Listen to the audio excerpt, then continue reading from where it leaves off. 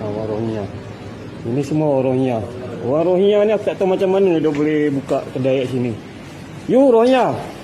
Cakap semua Rohingya. Diorang jual makan. You apa nama? Abu Tahir. Abu Tahir. Okay. You nama apa? Muhammad Yusuf. Muhammad Yusuf. Okey ya. Ni belah dalam lah, belah dalam. Diorang ada buat apa benda tak tahu lah. Ni diorang ada main macam judi-judi ni barang. Diorang main judi-judi ni semua. Okey ya. Ni belah belakang. Ni belah belakang pula. Ini tak tahu lah diorang ada masak apa ni semua. Minyak paket pasak dah? Ha?